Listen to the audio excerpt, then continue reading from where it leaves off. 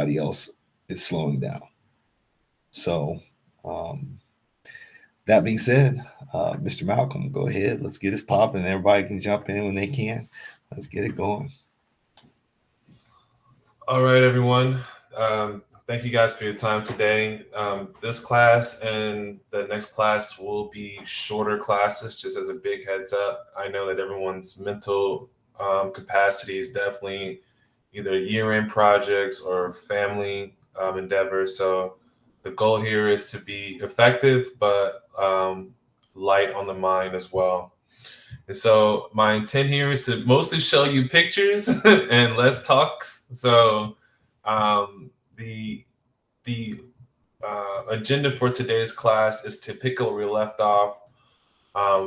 We gotten to the point in the curriculum where, because this is a pilot, we are going to have to customize for our audience, in particular, since our audience is mixed, being a combination of existing or aspiring entrepreneurs as well as trainers. I wanted to cater the slides and the content towards that. Excuse me, the content towards that. It's not just the slides, but really the engagement and the resources you guys are looking for. So, per my conversation, I did some research. My research was, just to be transparent to you, it was a combination of combining lists and reviewing lists for you guys. So, list of tools and services for you guys to get you started. And then the second part of this module is going to be mental models and frameworks. And so I use these terms frequently, but what I'm really referring to is basically a cheat sheet. And this cheat sheet will allow you to map what you're trying to do to what you can afford to an outcome. So that's ultimately what these next few slides are going to be. So this is not in your existing presentation. My apologies for not getting this out to you earlier. These will be shared with you after the class, but the goal is to start with that. So enough talking, let's get started. So an example mental model I wanted to give you guys here is, because we have folks on the line who are not selling traditional products and are geared towards services or offerings that are more soft power in nature. I thought it would be best to sort of give you a mental model on what all activities or tools, if you want to use, I use those interchangeably, but what activities and tools that you'll need to continue to develop your business as an entrepreneur. So an example mental model I have here is using the G Suite, which is free for a majority of the tools that you would need to take in emails and hold information. And then from your G Suite, you build you build out your sales and marketing arm and your operations and onboarding arms. And so the sales and marketing arms example would be finding a CRM that you can use. CRM stands for Customer Relationship Management Tool, for folks who may not be familiar with it. And then an analytics tool. When I mean by analytics, it can mean a number of things, but particularly website analytics, social media analytics, things of that nature. Moving on to the other arm of this mental model for which we call a tech stack. You might hear this in news articles or conversations about a watering hole, whatever it may be. But this is a mental model for a tech stack. And so I hear someone chatting. Yeah. And so on the second part here, we have ops and onboarding. So operations and onboarding is critical to any business that scales and has positive customer interaction. And so part of operations is accounting, HR, InfoSec is short for info security, it's information security. So what happens when a customer gives you their billing information? Are you writing it on a sticky note, or does it go into a proper database that has two-step verification process and also multiple ways of verifying identity? So that part is extremely critical, and we talked about that in our earlier slides around when we interact with our customer information and information security. The other tool that you'll need for onboarding is going to be collaboration tools. I put collaboration tools here because there's just so many of them, and to even start to list them out would be tiring. But these are the tools like Slack or Asana or Trello. These are tools that allow you to collaborate with other people remotely, keep track of projects and files and comments. And more importantly, if you're trying to transition from an entrepreneur or, from a full-time employee to an entrepreneur, these are the tools that you're going to need your employees to be familiar with, right? Because you're not going to be solo working on this your whole time. The goal is to have other people be part of the team. So let's take a little look at this in detail. So I just gave you a really rough model. Here's a more detailed example of what that would look like. And I took this off Listfully because I figured this is what I've seen in my personal experience, something to this effect. And my personal experience, both in consulting and as a full-time employee. So let me take a pause here because I realize I might go a little, this may be a little overload. So I'm gonna let you guys oh wait, Andrea's not getting any sound. No, she is. The thing is that she came out of the class, she came back in, and I think that we might just have some tech problems on the other side. Andrea, if you don't mind, if you'll try a different modality, go from your phone. There we go. Okay, perfect. And so before we go forward, Malcolm, I think a little pause here for a moment, just on this slide. This slide is a little healthy. Okay, we call this a healthy slide. Okay. So there's a lot of things on it, but ultimately, I like to talk, and this is why Malcolm and I and Ray, we work so well together. I like to sometimes make it like a kindergartner can understand it. Not for you all, but for me. Okay, for me. So if I was talking to my little daughter way back in the day when she was in kindergarten, I say, honey, well, what you see on this slide? She said, Daddy, I see a whole bunch of squares and rectangles. And I said, well, what do you think they mean? And she said, I don't know, I can't read. I said, so well, let me help you explain it. So if I'm looking at this and we're really trying to say to you, what's the foundation of building things up on the back end? Okay. Now, this isn't for everybody, but you should know how to talk the language. Now, there might not be somebody in here with a CPA or someone who graduated with a PhD in finance or a master's, a MBA, a specialty in commercial finance, but you still need to know when you go to the bank and you give them your money, you need to know the process by which you put money in and the process by which you take money out and the fees that you'll be charged. So when I see things like payments, Stripe, I know Stripe is a credit card processor, allows for you to take all type of payments from people, but they're going to charge you a little price on the back end. Okay. Now you couple that with InVision. InVision offers a whole lot of great tools for entrepreneurs, but you might not understand all the language, but you know that it exists. Therefore, you can have streamlined design features. Okay. We get down into the key ops tool and the analytics. We see some other things. Analytics gives you that big data push. And some of y'all, I don't want to even look at my taxes. But guess what? That big data is important as you scale up and grow, because that way you're able to see what? What are you able to see, Malcolm?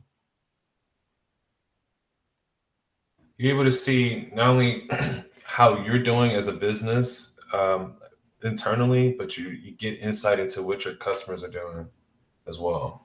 Exactly. So with that data, what can it help me do? Make better decisions. So we take it across here to the key ops tools. Okay. So that helps your operations be able to function better. But remember, we're in a digital age and we're teaching digital literacy so there's going to be some vocabulary that sits in that space. Again, you don't have to be an expert in all this. Don't get intimidated by it. How many of y'all understand how to score people in tennis? Anybody? Just go ahead and let me know. Raise your hand. Write it in the chat box. Do you know how people score in tennis? Okay. All right. Malcolm, you said, come on, Malcolm, what you got? It's 15, 30, 45, and ace. And then you do 4 of that. And that's how you get, what is it called? A set? Good, good. I'm glad you said that, Malcolm. Apollonia, what'd you have for me?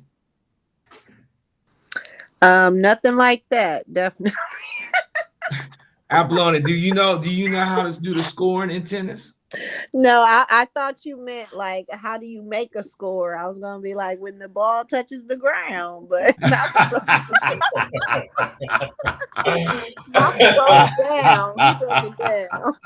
Hey, you know what, Apollonia? So what I was trying to do when I came in, I was trying to say like that, right? We know that when the ball touches the ground, we score. So that's the same thing with this background, this mental model that Malcolm has here, is that we're trying to say, when the ball touched the ground, this is how you score. But also, we don't have to know all that to enjoy tennis. I tell you, I have enjoyed watching me some tennis, especially when somebody's super excited on the field.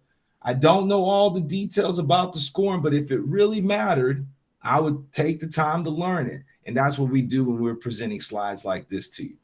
If you really, really, really, really care about the details, take a little time to learn it. All of you are amazing people. I have been humbled to have y'all in class with me and Malcolm and Ray. We've been so humbled to be around y'all.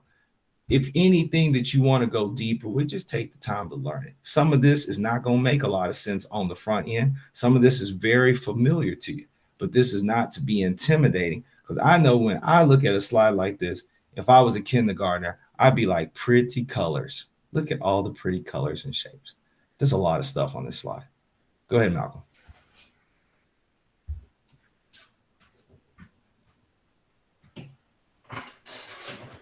Yeah, I was my only response to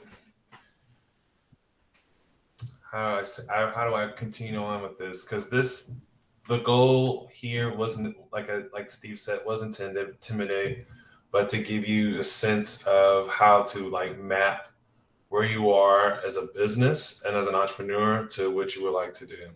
So the goal here is not to have an answer for every one of these. On this left hand side, you see sort of a model for where the financing goes, the procurement goes, and the compliance goes, and all these little sections. The goal is for you to start to think about this as an entrepreneur, and if you have thought about this, is to encourage you to continue to map it, so that eventually you get something to like on the right hand side where you have all these different services laid out, mapped out, and paid for. So I'm going to continue on here with some of the most a topic here that I feel like maybe familiar to some of you guys, but is often overlooked when we're first starting out, and that is what I should recall is the build versus buy process. And so right now we're just going to talk about buying ads, and I know that's sort of a big big change, or not a big change, but like a changing gears from going from web applications to buying ads. But the goal here is that these systems all interact with each other when you when you really try to build out a digital first business. So when you're buying ads, we're all familiar with what all you can do. We're all familiar with the ad process. We've had a course about it earlier, but one of the things that I wanted to talk about was being able to have the right KPIs for your different ad metrics. So in this particular case, using the platform to figure out, using something like Google Analytics to identify which audience members are coming from, or which audience you should be retargeting to. Using different tools, using something like Hootsuite to keep track of which channels are you seeing the most action on, all feeds into the ad process. Next, we can go over let me take a pause here. Apollonia. I was just wondering what you meant by retargeting customers the easy way. Yeah. So let me go back here. So part of the process that we talked about earlier in our classes around having your audience segmented, figuring out your personas is when you have tools in place like Google Analytics or whatever, another way to keep track of customer interactions on your website. The goal here is to, one, identify the customers, your customer audience, and then figure out if, let's say if you tried reaching them out on Facebook and it did not work, maybe that Instagram is a better option to reach out to them at. Or perhaps there's a subreddit that your customer base is actually going to, that you can target ads there. I'll use an example. So one of the industries that I work for is very specific. We sell to business. And so for the longest time, they would buy Bing ads, like the Bing.com ads. And so, they did that for 6 months and it didn't really work. Now I was like, man, what do y'all, I asked, like, what do y'all, what keywords are you using for on these Bing ads? And they told me, I was like, man, why don't you just go to this like subreddit and just put the ads there and see what you get. And after, instead of spending money on Bing ads, let's say it was $50 a week on Bing ads, they then spent money, those same $50 on Reddit ads. And so now, because folks who typically go onto Reddit to comment and to engage, typically engage in other platforms, there's, when they click on that ad from Reddit, they're oriented towards, X. And so the goal here is to identify your audience, but also figure out what other channels that they're on. So I'm sorry, I don't know if that helped or that was a straightforward answer, but did that answer your question? I'm sorry. Did that help? Yes, it did. Thank you. I got a little bit more though. So Malcolm, so let's say we get in this class, right? And people show up and then we send them to a link. Isn't that the same thing? We send them to a link. We look at the data from them going to that link. And if 20% of the people go to that link and they have 5% of the people act on that link, don't we do something good with that data? Yeah. And I can't stress this enough. And I apologize if this is not clear enough, but this process and these activities you see on the slides, better target, user custom generated for ads. These are all activities done by some of the most successful small shops and the largest organizations in the world. And so that's why I'm stressing this ability of orienting your advertisement and your marketing process. It should almost be parallel to your sales and acquisition process, which would then feed into your onboarding process, et cetera, et cetera. So I'm going to move on here to the next. Oh, sorry, Steve. Did you have anything else that you wanted to add? No.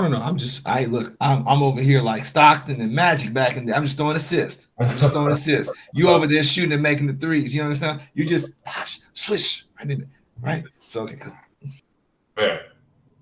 All right, moving along here. Introduction to CRM. We're not gonna talk this slide to you. What all do you guys want to know about CRMs that you don't already know, or have you even used one before? Feel free to chat or raise your hand if you've used one before. Satoshi said never. I mean, sometimes people might just not know the usefulness of the CRM, but I think about your cell phone. How many of y'all have cell phones? Go ahead, tell the truth. It's 2021. How many of y'all have cell phones? I know I do. Yes. Everybody has cell phones. Look at this. Cell phones everywhere. Cell phone here, cell phone there. You get a cell phone, as Oprah said. You get a cell phone. Everybody gets a cell phone. Okay. So when you go to your contact list on your cell phone, guess what that's called? A CRM. You're like, wait a second. What are you talking about? Well, when you take the time to put somebody's name in your cell phone, I bet some of you put some notes in. Okay, y'all can admit it. Come on. How many of y'all write some notes about people when you put them in? Come on. It's okay. I won't tell nobody. Come on, come on. How many of y'all put notes in? You might say person have black hair. You might say long nose. You might say CEO. Who writes notes? Oh, yes, yes, yes. So guess what you've done? Oh, go ahead, Angel. Go ahead. Oh, Angel said Angel writes notes. Okay. Angel, if you have something to say, come on, jump on in, open the mic. No, I don't. I just wanted to answer the question that I still take notes myself. So when you do that, guess what happens? You are creating a CRM. You're creating a CRM because I tend to try to make it as simple as possible. The reason why you take notes and you add people's names in and with these cell phones, because nobody remembers those things anymore. So back in the day, people used to take a piece of paper wherever they were and write something down. And some people might have even had the brain memory to remember multiple numbers and things about people. If you ever waited tables before, your memory's pretty good, because sometimes you're able to take an order for a family of 5 or 6 and remember their whole order, go back and put it in the POS system. That's great. But everybody's memory is not like that. So as we move forward, we had Rolodexes in the 1950s, 60s, and 70s. People thought they were uber fancy. Then we had some technology come in where people had those things. I don't remember what those things were called when I go back and study the history. They opened them up and they put stuff in. Malcolm, do you remember what that old tech was called? Man. There was an old tech device that had nothing, but all you used it for was CRM. You could put people's content. It looked real fancy, like a little small tablet for your hand. That Palm Pilot? Palm Pilot. That's it. Palm Pilot. BlackBerry. Yeah, Palm Pilot. So then we graduated from the Palm Pilots to now we have our own individual walking CRMs in our pockets called these smartphones. And these smartphones are amazing. Now, Apollonia is right. When President Obama first came out, boy, did he popularize the BlackBerry, because everywhere he was going, his head was down. Pop, pop, pop, pop, pop. Oh, yeah, we're going to play basketball tomorrow. Pop, pop, pop, pop, pop. Yeah, I'm going to run for president in 20, whatever. Yeah, so pop, pop, pop, pop. And so, everybody loved the BlackBerry, but then we graduated to the smartphone because the touchscreen phone made it even easier. All I'm saying is CRM is not rocket science. It is what you've always been doing, labeled something real fancy. And sometimes I have a problem with vocabulary. I think about vocabulary and I think to myself, why in the world are people making up all these extra names? Why don't they just call it what it is? Taking notes about somebody so you can remember it for something. You either remember it so you can go out with somebody, you remember it so you can do business with somebody, or you write them down so you can remember that not to answer their call when they call you. Yes, Ray? Yeah, this is really important. I'm glad we're kind of talking about this, because really with all these transactional relationships folks have with clients, there's really no relationship deepening. And what really promotes loyalty, customer loyalty, is, deepening the relationship. So, and Andrea's case, because she's a personal trainer, let's say if she marks down, someone's birthday, and on their birthday, she sends them a card and she says, this marks the beginning of our next go around, and we're going to hit your goals this year. Happy birthday, enjoy. That's going to be that distinguishing factor between her and a competitor, right? Everything remaining the same, because they have that deeper relationship, they're going to go with Andrea. I mean, that's why folks, like, I love Phil's coffee, but there's certain locations where I just love the baristas more. And I'm willing to walk an extra block and go the extra mile to get that personalized service. So that's so Ray, let me ask you a question real quick. So Malcolm had a slide up previously. Malcolm, you mind go back to that slide for me, that last slide? Okay. That right down here at the bottom. And it says retargeting customers easy way. Do you think, Ray, that the CRM is tied to that? I would say so. If you have something called the sales funnel, right, where the beginning of the funnel is the impression, which is someone viewing your ad, that's an impression. When someone decides to act and click on the link, then that qualifies. I might be jump stepping some things here. No, you're fine. Okay. You're right with us. Go ahead.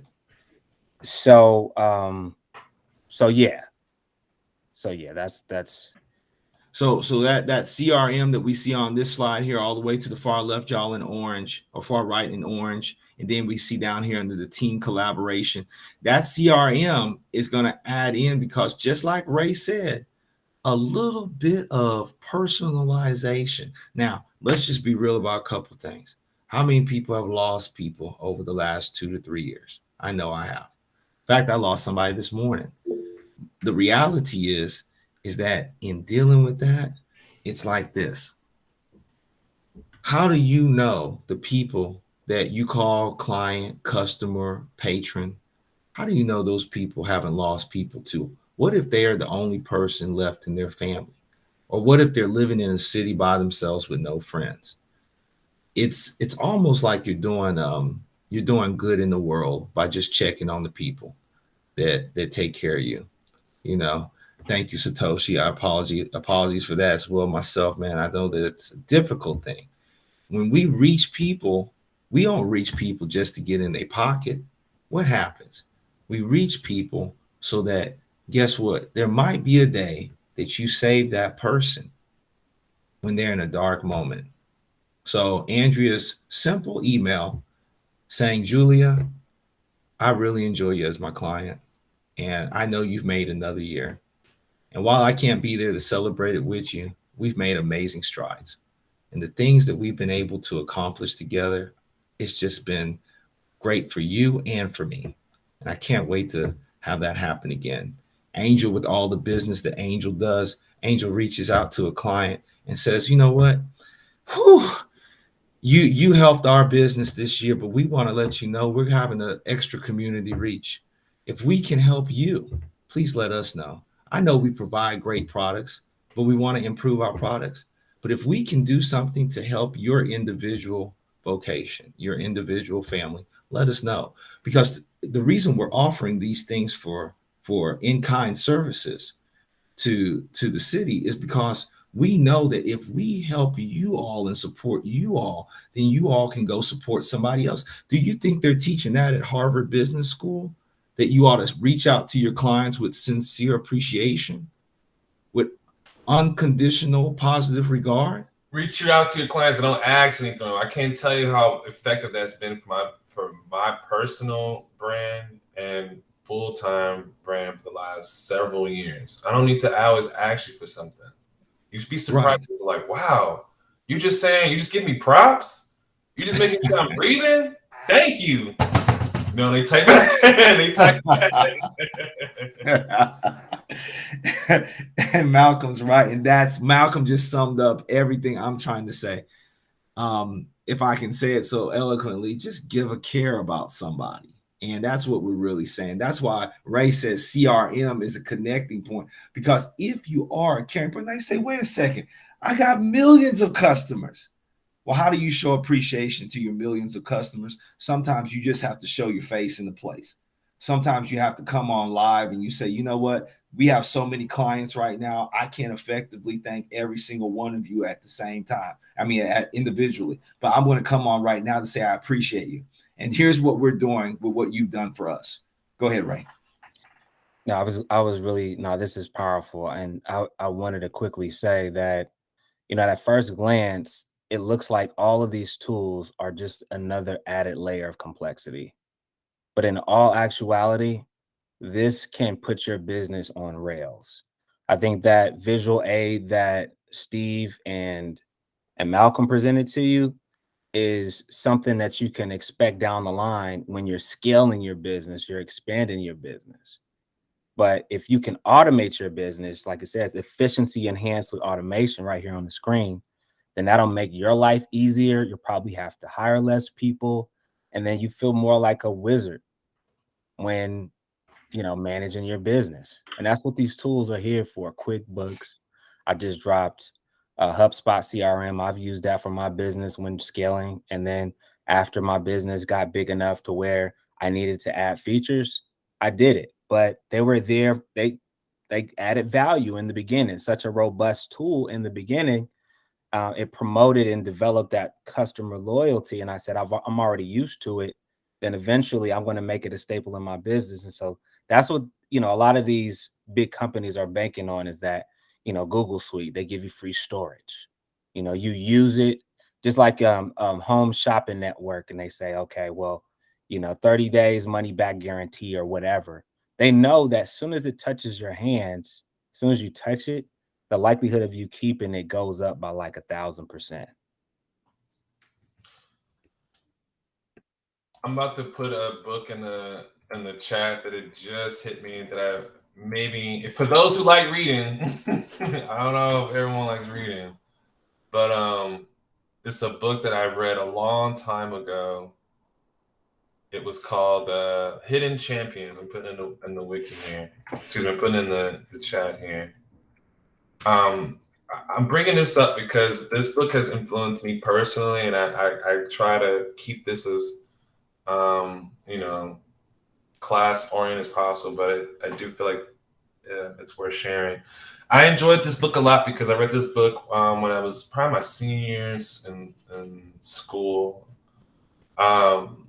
It's called Hidden Champions. It was written by a German guy, and he wrote this book because he wanted to understand, what are some of the most efficient companies?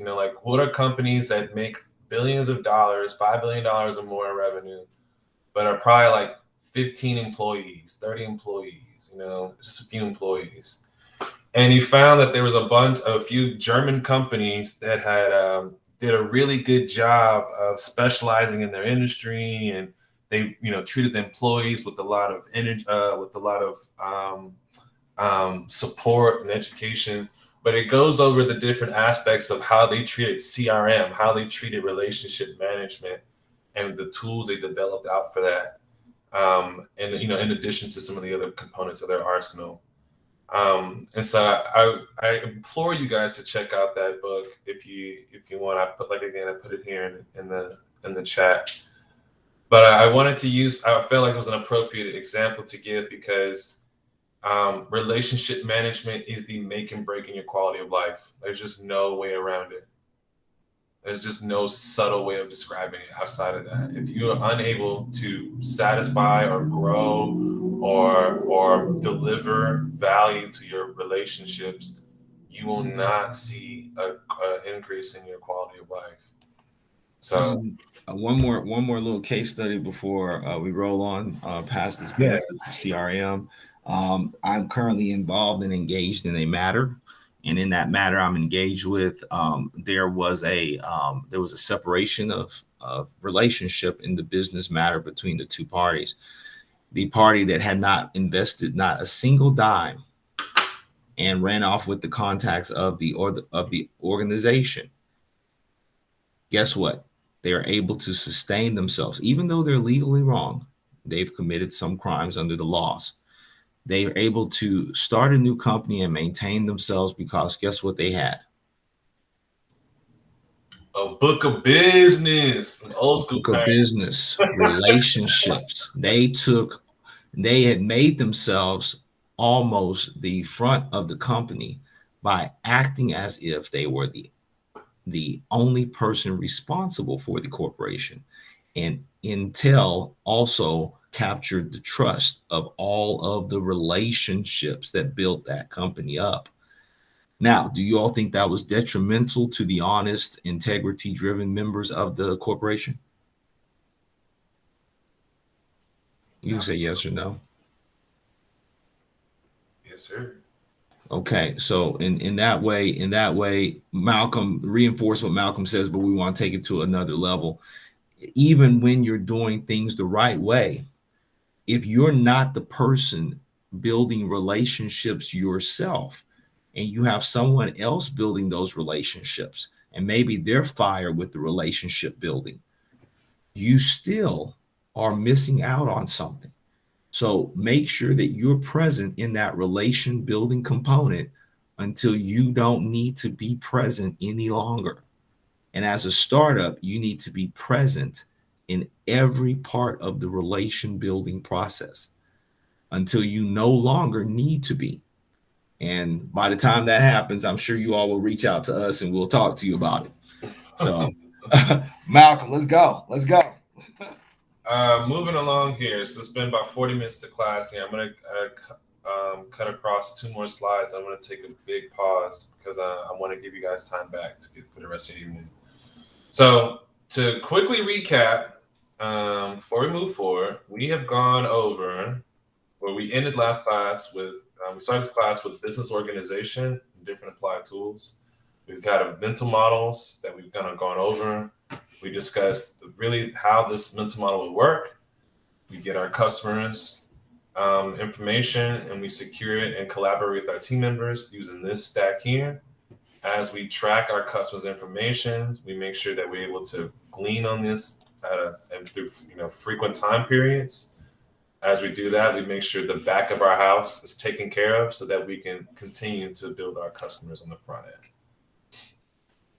We have different tools different tools in place to keep track of those relationships. And when we are able to keep track of those relationships, we're able to pivot and be more flexible as a business. Some of the benefits of these tools, in particular of a CRM, is the ability to visualize our customers' data, keep track of personalized and unique information of our customers to provide engaging outreach, and most importantly, continue to systematize ourselves so we can automate our outreach. So to continue on with this flow, we need to be able to track the ways we have different customer information. So some of the information that CRMs provide include the source of the lead or the customer or contact. So whether it be through a phone call, a conference, maybe someone, a friend of a friend referred them. Basic information like the contact's name, website, And then lastly, my favorite part is win rate or engagement rate, or however you want to describe it. It depends on the kind of services and products that you're offering. I will use terms like win rate because I'm often engaging with customers to provide usually a multi-dimensional product, whether it be a simple strategy book or a final good. So having these 3 metrics allows you to bring all that earlier slide of the different of our tech stack together. I want to take a pause here because this activity I figure is not necessarily appropriate to what we're doing. So what we're going to do instead is I want to take a pause and get some feedback from you guys on do these tools make sense? And then what we're going to do next class is actually do an exercise together. And this is up to you guys. What I was thinking is that if you're able to, we would get pen and paper and draw out our tech stack. So kind of what we saw on the earlier slides, we would draw that out for our individual business. Now, I understand that a lot of us are trainers. So it's going to be something a little different. And if you guys have any ideas of what you want to do, that'd be great. Oh, Angel said he'd be right, B. And okay. So at this point, does anyone have any questions? Because otherwise we can just jump into the next section, which I think is probably more interesting to you guys, which would be on the marketing plan. So I'm going to pause here. Feel free to just chat in if you have questions. I'm going to wait for a full minute. And then if I don't see any more questions, I'm just going to keep going.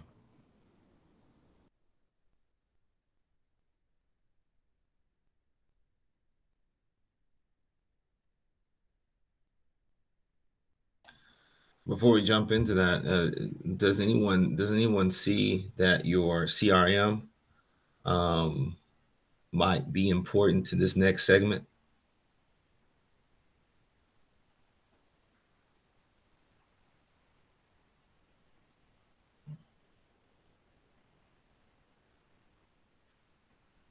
Definitely, Andrew. Definitely, yes.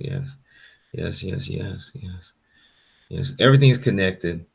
While some of these slides may not necessarily hit you right on the spot, all of the things that we're presenting to you all they're connected. And so the understanding the CRM was so important because I don't think we could really be into a place of understanding about marketing unless we get this right. The linchpin. That's right. The linchpin. The linchpin, because I can have the greatest plan in the world, but if I don't have anyone to show it to, have you all ever seen people that graduate? And again, I'm not knocking MBAs, but have you ever seen people that do all this casework in their graduate programs or MBAs? You've heard about people going to business school. Well, they got all the notes, all the preparation. Ooh, they are ready. But then a kid from around the way comes up, 14 years old, makes $1 million. They're like, wait a second, I spent $100,000 in business school. I should be winning. But guess what? The kid from around the way, they found an old phone book at the grandparents' house. Guess what they did? Start calling people in that phone book. Said, you know what? I mow grass for a living. And then from there, they created an app about mowing grass in the neighborhood. From there, they started hiring other people. You could come on and add your services in. Then all of a sudden, now he sitting there with 40 or 50 people working under his app, able to go on and get work, gig work, mowing lawns. You see, it's not about going to the school and saying, "Oh, look at my fancy degree." It's about taking the effort and the initiative. So Malcolm, go ahead. Roll with it, Malcolm. Roll with it. All right. No questions. Let's keep going here. So, marketing. Who likes marketing? I enjoy marketing. My favorite shows are about folks who are in marketing. Jamie Foxx show, Mad Men. Who's the other one? A couple other shows. Who's here? Who's had a role in marketing before? Who's had a job actually doing marketing? Raise your hand, please. It might be called business development. It might be called development. Yeah, it might be called development. It may not be actually called marketing. Ray? Okay. So you might have been called a waiter. Marketing is the action of business of promoting, selling products, services, including marketing, market research, and advertising. Here are some of the basic tenets of a marketing plan. You're building a brand, which includes the act of defining what makes you unique and what makes you connect to people. Second, you establish a goal. This requires understanding SMART goals, which are specific, measurable, actionable, realistic, and time-oriented. And then the last section is promotion. So executing on how you will get how we present and deliver our services and products to our audience. So I'm pretty sure everyone's seen these images. Who owns or who started or who created these images we got on the screen right here? Quickly.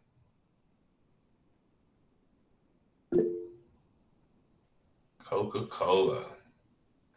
That's right, Steve. Them boys been around for a long time.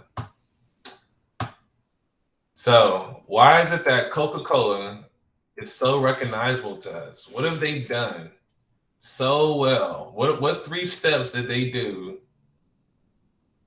to get us to see these images and immediately associate them with what they drank? I'm going to tell you. The specific logo, the red and the color.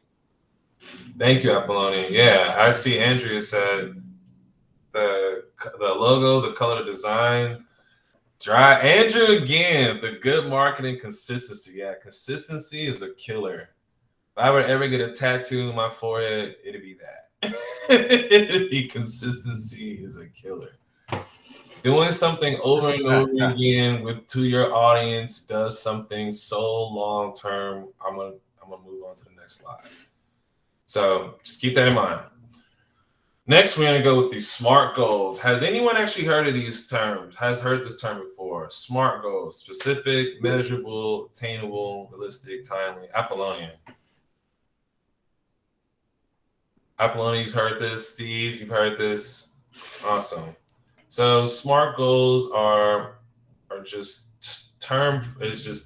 fancy for effective goals, because a real goal has to have specificity, be measurable. And by measurable, I mean not just written down, but have a way to compare. It must be attainable. Attainability requires the ability to execute on it. Realistic, I would group together with attainable, because you got to have the right mental model and framework in order to do that. And then lastly, is timely. When is this going to be executed? So I want to take a pause here because I actually want to do this activity. So for training and trainers, I want you to write some examples of SMART goals for other businesses, and for folks who have their own, who are entrepreneurs or have an existing, are aspiring entrepreneurs. I want you guys to take some time to write your SMART goals. So I want to give everyone about 10, 15 minutes here to do that, and then we'll get started. So I'm going to move back a slide so you can see what a SMART goal, what are the key components: specific, measurable, attainable, realistic, and timely. So 5 key parts. And after that, after the activity, we'll break for class for today. That's not a good I plan. went ahead and put it in the chat box for them as well, so they can look at it too. Okay, perfect. So I'm gonna start the timer here. I don't have any. Let's do 3 minutes. Let's do 3. Yeah. So I'm gonna start a 3-minute timer here. I don't have any wait music, so that's fine. I got you covered on that part. I got you covered on that part. Okay, a little wait music. Nothing wrong with that. I got you covered on that part.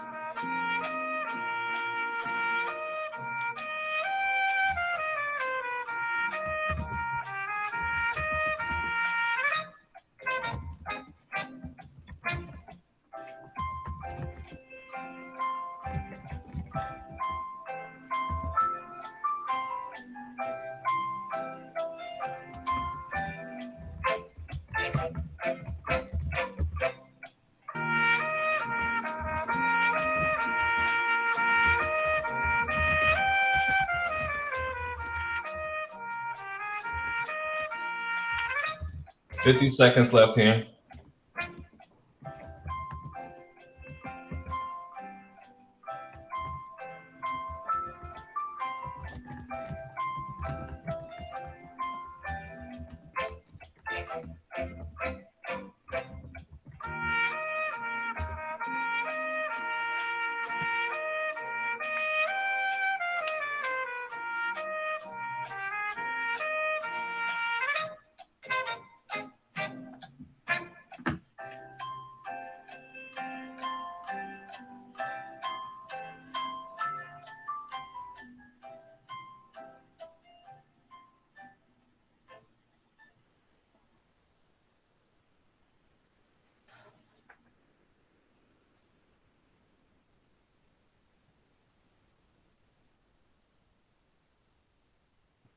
All right. For any volunteers?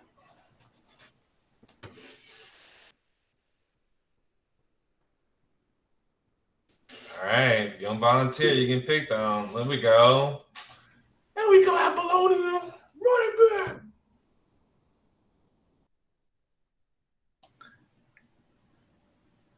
Apollonia for Oh, 200. Go ahead. oh, hey. So my goal for Blendar Babes Cafe is to do walkthrough and view property locations. And my expected date of completion is February 1st, 2022. The plan is to connect with OEWD and do walkthroughs of available locations in Bayview and Fillmore. And I have a note that's like scheduled. I have my first walkthrough scheduled in January. So I kind of cheated a little bit because I actually have like gold posters all over my room. So it's actually that's actually one of my goals on there, and I have like goal, expected date of completion, plan, and then notes. I love the preparation. That's awesome. I want you to. I'm looking forward to you completing those goals. Satoshi, hit it. Hit it, Satoshi. Let us know. All right, my goal is to acquire 4 jacket designs before I launch, which is somewhere around Q2 or Q3 of 2022. I got 2 designs already sent to me, 100 pieces each. So 2 more, 3 more. So it's measurable. It's Yeah. achievable. Do you feel it's realistic? It's a bit ambitious, but yeah, I think it's achievable. Okay. And do you think that and you have a set time? You said 2222, right? Q2 or Q3. Oh, you're saying Q. I'm sorry. I think you're saying Q, right? Yeah, Q. Oh, Q. Okay, my apologies. My apologies.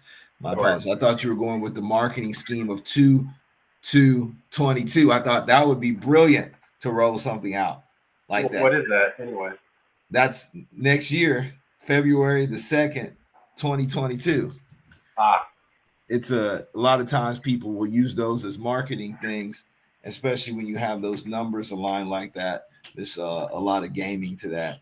Anybody else have some smart goals that they've come up with? And remember, smart goals don't have to be grandiose. Smart goals are what you can do each day to achieve your goals.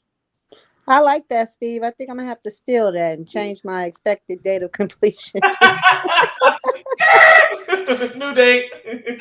Andrea. Go ahead, Andrea. My goal is by January 1st to have like my insurance paid, my logo, and like my fees all paid for. This is just sort of like the basic stuff for my business. As I'm, and I already have my website. I've been working on it, but my goal would be to shoot all my downloadable content by 2/2/22, or in February. And then in April, have it like all set so it's downloadable, and I could have members on my site. And then June would be to launch some merch, like t-shirts. And then in September, it would be to like launch some equipment. So like fitness bands and things like that. Those would be like the next steps. Okay, and I think Andrea gave us a lot of great ones there. And Andrea, I'm gonna ask you to be my student for a second here, if you don't mind. Andrea, of the things you just listed, which ones are going to bring revenue into your business right away? The first one will be to have the website up so people can, with my schedule, so they can book me for privates or to take my classes. Okay, so what is that going to return return? What type of return is that going to be for you? Do you know how much? Um, it's kind of small right now. I haven't done all the math on it, just based off of the clients I currently have right now who are taking my classes. And the goal would be, of course, to get more. But I would say just 200 right now, just to kind of keep it on the low end, just as I'm like building this out, which Okay, isn't a so lot. no, I no, wish no, I have no. a It's higher not. No, goal, no. but It's not about how much it is. I just want to assure you and validate you. I want you all to also consider what Malcolm talked about. SMART goals here. We are all over the rainbow in terms of these goals. Okay, but I will tell you my first introduction to these type of SMART goals came from somebody who I think was one of the who was a very successful business person, but they were also one of the most ruthless people I've ever met. They did not care who they had to step over in order to make that dollar bill. And those things don't necessarily vibe for every person. You may be a person that says, you know what, I want to make big money. And if I have to burn some bridges along the way to do it, then so be it. But it kind of would spit in the face of the philosophy, I guess, just gave you all about how important relationships is, isn't it? So if that person was teaching the class, they would say, hey, you know what? Do whatever it takes, burn some bridges, run over some children if need be. But for me, these SMART goals, he aligned them to being SMART goals that are related to money. And the one thing this person consistently said, I know Apollonia, but that's what the personality was like. Apollonia said, not the kids, Steve, not the kids, but they were by any means necessary to get the paper, to get the bag. That's how and who they were and are. However, again, that's just a different philosophy than mine. When I say SMART goes to you, when this person introduced the concept, not in just theory, but in practice, this person was the icons that Malcolm showed earlier for that major company that people tend to like to drink their beverages. This person was one of the senior execs for that company. And at the time that they were one of the senior execs for that company, they had done so well for themselves that they were able to leave the company with a lot of lots of money. Okay. And guess how they rose to the top? Using SMART goals. They didn't care about your task. If you had something to do today that didn't equate to improving the bottom line, they didn't care. Those were called tasks. When they said SMART goals, they meant we need to turn revenue today, this week, this month. Come up with a projection. The projection might mean we need to bring in $50,000 this week. What are your SMART goals to get there? Now, while many people may not vibe with that personality, this person have to be very successful because they were honed and focused on achievement. And that was it. Didn't care how many bridges you had to burn, you get the 50,000. You get the 50,000 this week. If your goal was 50,000 the next week, 50,000 the next week. And so I want you to consider, because I always like looking at opposing philosophies and opposing positions when I live this life, because I don't have the answer to all things. But the best way for me to know that I know nothing is to listen to other people attack a similar situation and see how they take on the challenge. Sometimes I can learn from how they do it. I might necessarily want to adopt what they do, but I can certainly learn from what they do. I'd like to open up to Andrew about this. Andrew, do you see any merit in this particular strategy? And making SMART goals? SMART goals, but also in the story I just told. Um, well, I didn't catch all of it, so I apologize. As far as the goals, I do believe that it is essential to like have something tangible to like work towards. Because we just working aimlessly, like, we just get lost and get overwhelmed. And that overwhelming things that they have, Andrew, those overwhelming things can sometimes point people in a direction that doesn't add to what their ultimate goal is, which is to stay in business. So I don't believe anyone on the call right now, in terms of the people that are attending, have employees. If I am incorrect about that, please open your mic and let me know. Do you have employees? A 1099 contract employee, a W-2 employee? Does anyone in here that is attending have an employee? Okay. So when you expand to employees, what changes in your goals? Apollonia, what changes in your goals? In regards to Your SMART goals. What changes in your SMART goals when you start having employees? it would be changes like salary goals in regards to salary, maybe employee training, maybe I don't know. Apollonia, now you I love it when you're my student because we can always go straight to class. Because Apollonia, I know you're going to tell me. I know you're going to tell me.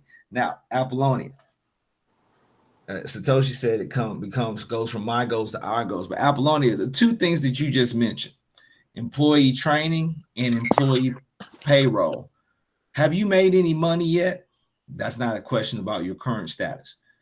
When you talk about your SMART goals, the first thing you gave me were items that you pay out or that come into the business.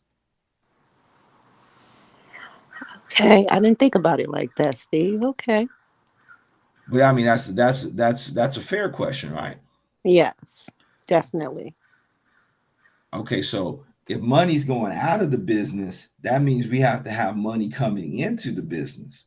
Now, I know I've heard Andrew say this before. I believe, if I do not misquote, because I know Andrew will correct me. Andrew had said that he's very particular about keeping track of the dollars. Okay. Very particular. In fact, won't order anything until the client pays for the raw material, something around that nature. So if we think about having employees and then training employees, that stuff has to come, it would appear, as you begin to scale and as you begin to see revenue come in. But my SMART goals because their SMART goals is on a continuum. As a startup company, your SMART goals need to be related to you bringing money in to your business. Okay. Bringing money into your business. I'm going to be directive here. Typically, I'll be a little bit more philosophical and allow Malcolm to be the more technical one, but I'm going to be very technical here. I need to guide you all in my philosophy for startups. Startups need to have SMART goals related to infusing capital, raking in the dough, making it rain, however you want to say it. We need moolah. If you're not making SMART goals that will bring money into your business, you need to renegotiate your SMART goals so that you focus on how do I get the business in so I make the money. Then once you start making the money, you adapt your SMART goals to fit where your cash flow is going. Something else that I heard Angel and Andrew say before at one time. Yes, Apollonia. So, what would be one example of a SMART goal for a startup company who wants to hire like one or two employees in regards to bringing money into the business? Okay, so at that point, you're saying you want to hire one or two. At this point, you should already have money coming in, or you have a guaranteed contract. Tell me your business again, Apollonia, because it's not like I don't remember your business, Apollonia, because I believe you came to us with the Blend R. That was just a product that you moved. You also are completely resourceful with other grant funding and stuff like that. But what is the service or product that you're offering in this class? The Blend Our Babe Smoothies brand. So I'm doing a smoothies cafe where we offer the blenders that our smoothies are created with. Where's it going to take place? Online only? No, I'm actually looking for a cafe right now. I have a mobile cart where I vend and do events and stuff. Do you do it by yourself? I'm sorry? Do you do it by yourself? Yes. Okay, so you're the sole employee on your company right now. So I hate being hypothetical when we have real examples. Let's just be real about it. Anytime along the way here, if anybody have questions, please raise your hand. If you got some comments, throw those comments right in there into the chat box, or just open your mic and let's get in on the conversation, because this is a conversation worth having. Apollonia, at your cart, you know how much money you make with your cart. We're going to solely talk about your cart. We're not going to talk about anything else. Apollonia, are you currently profitable in your cart business? No. Okay, Apollonia, when will you break even in your cart business? That's it's hard to say, Steve, because Okay, like I was tell me saying, why. I just started and I was like commingling my funds. So I just like got my Bank of America account and put all my And like she meant bank of blah blah blah blah blah blah blah blah blah. Just in case anybody's watching this, do not even try to look for that. She does not have an account with any bank in the United States. Do not attempt to look for that.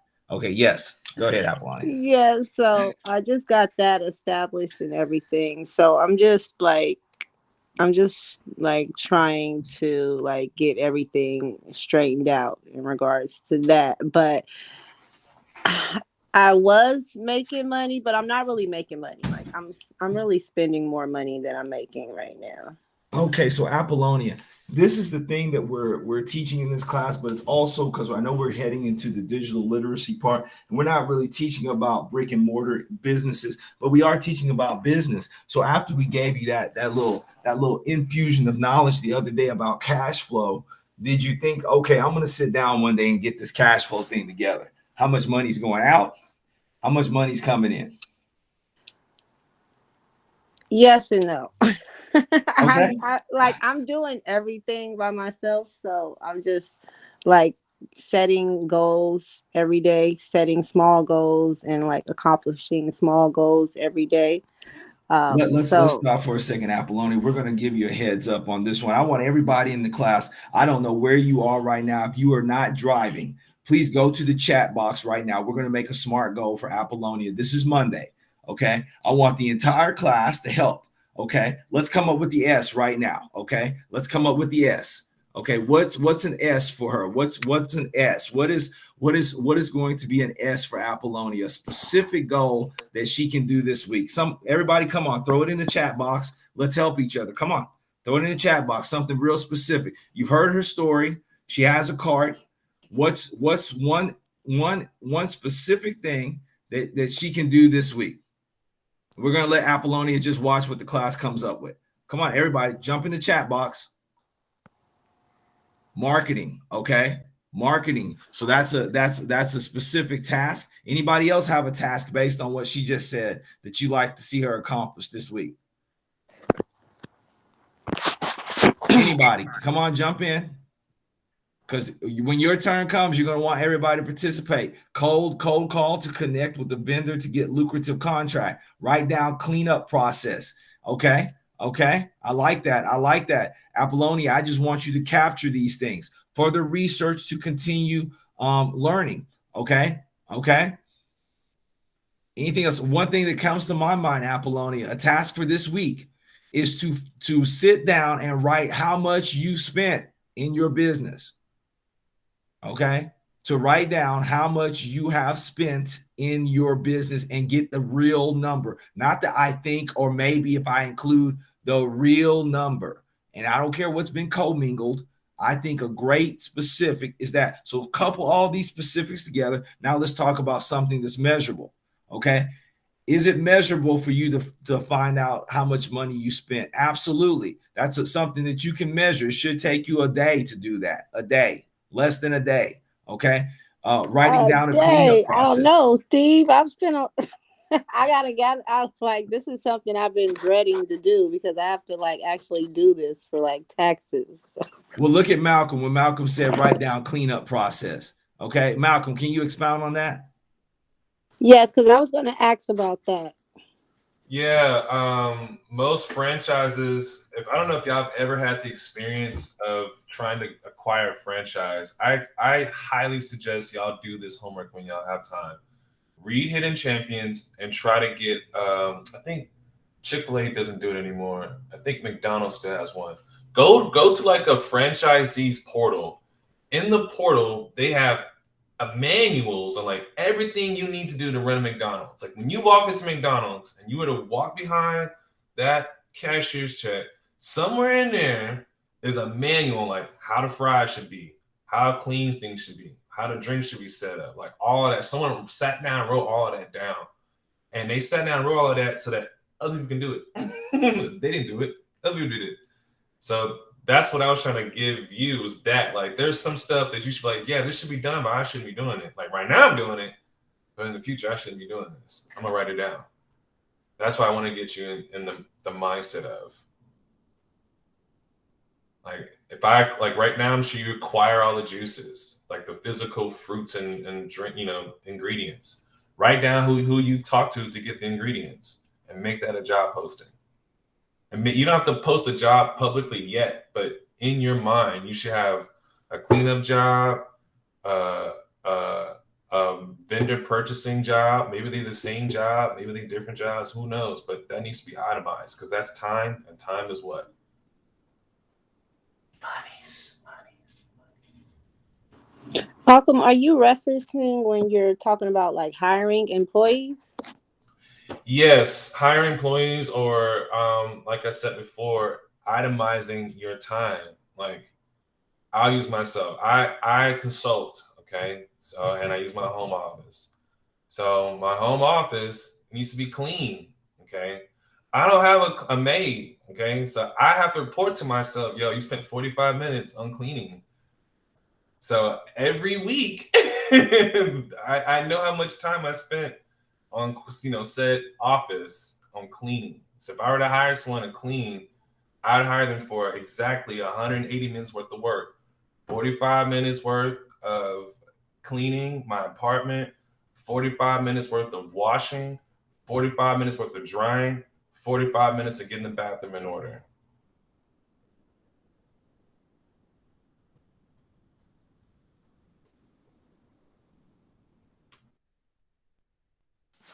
Thank you guys. That was good information. Like I'm taking notes and stuff, but like a lot of the stuff I'm actually like already doing with like marketing. Right. Like But we don't have it under the SMART goals, Apollona. You know why? Because if we had that under SMART goals, let's say just the part I'm talking about right now, this isn't picking on you, Apollona. This is for everybody in class, including the speaker. If we have the SMART goals, that means that the time is also a factor. So the biggest part about the SMART goal is that we write down a time when it is due and we hold ourselves accountable. This is what is going to be a make or break part for most small business owners. Can you do things on a timely basis? So if I ask a number of people that own their own businesses that don't work for anybody, what do you do with your time throughout the day? And they said, well, I rest, I nap, I go exercising, I go to the gym. I might come in, do a couple hours of work, go back out, walk my puppy, pet my cat, do a couple things like this. Hey, I'm living my life. I'm having a great time. But then they say, well, I'm not profitable in my business. And I say, well, tell me what you do in your day. And they tell me what they do in their day. And then I was like, oh, nothing that you did in your day was going to cause you to make more money or to add money to your bottom line. You didn't do anything to generate any new clientele, but because you're not going to get a check every month or every 2 weeks.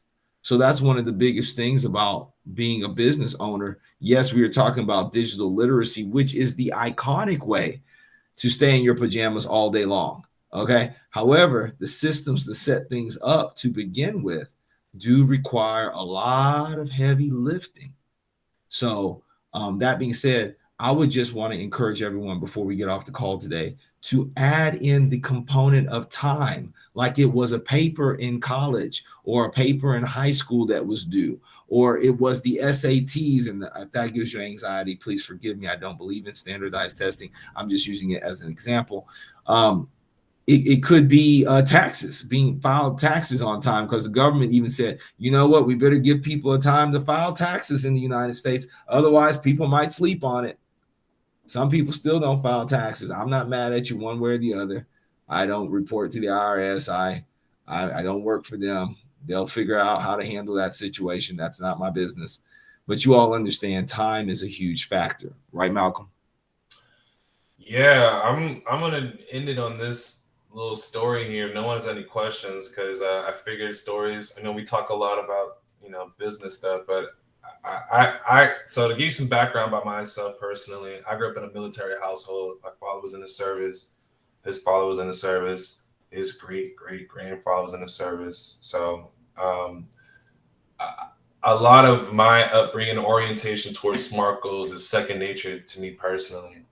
One of my favorite stories, though, around not, these institutions or people not establishing SMART goals would be, and I know this may be controversial, but the campaign that the United States military engaged in Afghanistan.